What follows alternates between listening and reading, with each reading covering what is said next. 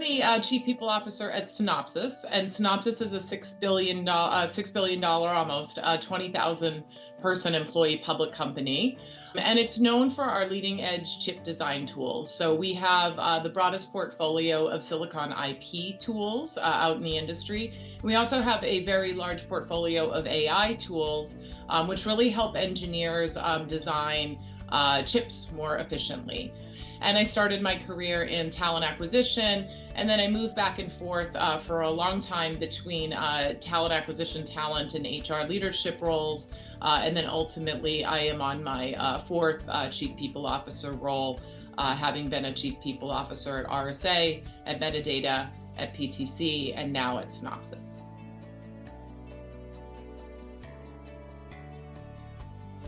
So I really like employees to have the kind of on-demand, experience that they have in their personal lives in the workplace.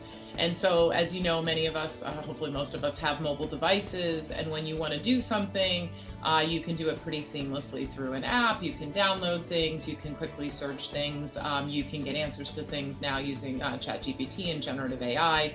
But then you go into the workplace and suddenly it's as if you've gone back, 20 or 30 years in time.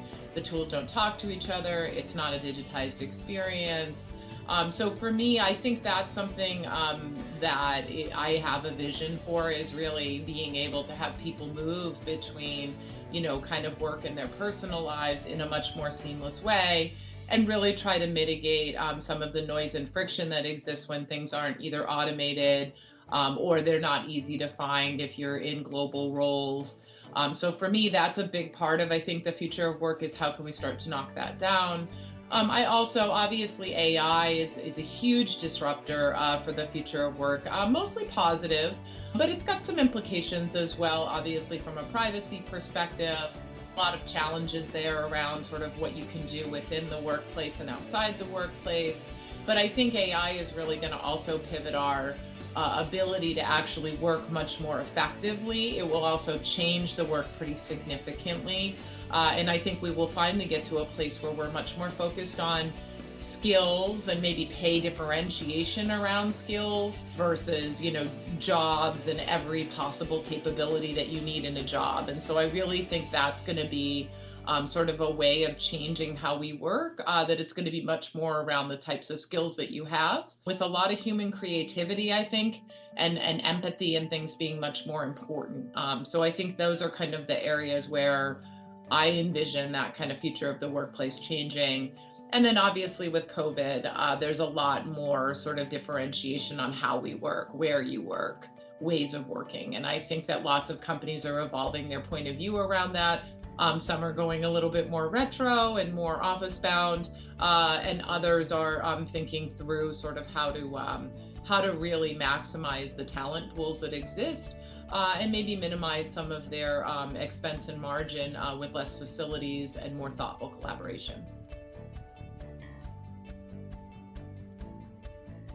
I think that the HR job is a really, really challenging area. It has evolved so much, and the complexity of what we're really expected to have expertise in has, many-fold increased. And so I think for me, mentorship has always been an opportunity to have a safe place to ask questions, a safe place to work through some things, maybe to work through some different scenarios with a trusted partner.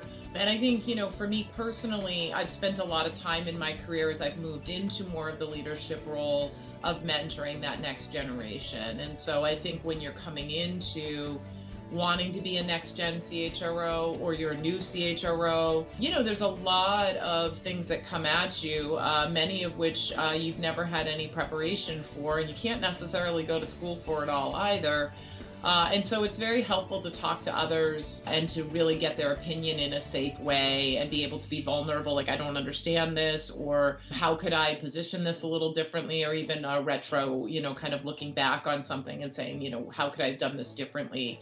And so for me, that's something I take very seriously. I have probably about 5 or 6 at this point CHROs that have worked for me previously that are now public or private company CHROs, and I still spend a lot of time with them.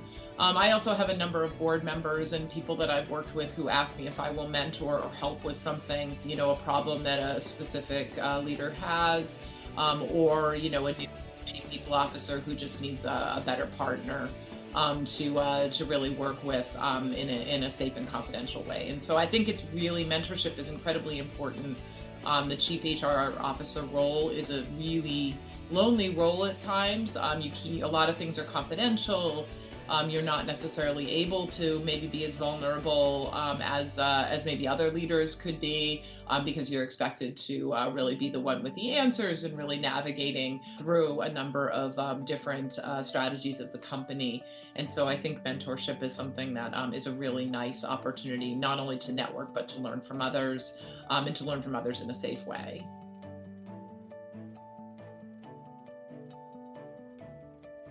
Time is a wonderful thing. And I think as I look at my career, I probably could have prioritized some things a little bit better. I think when you are a newer CHRO, you sort of react to things instead of maybe sitting back and being a little bit more pragmatic.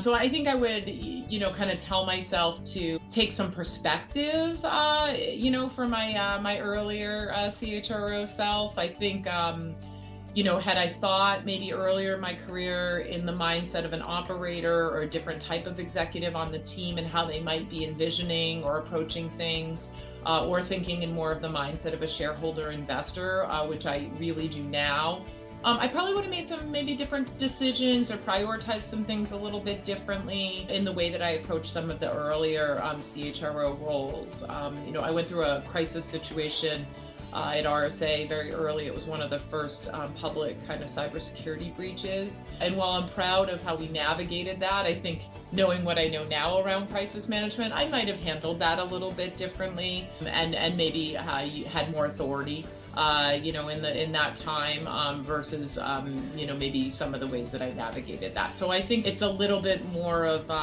pragmatism, confidence, but also making sure that you prioritize correctly and you take the right perspective. I think those are things I would have told myself. But I've always been someone who thinks it's really important that you use humor and you have fun, and that is something that has been really consistent in all of my roles because you spend so much time at work. So I think if I can impart any of that to anyone as a lesson learned, I think it's something that really serves you well in the future. And I think that perspective and just taking care of yourself as a chief people officer is really, really important.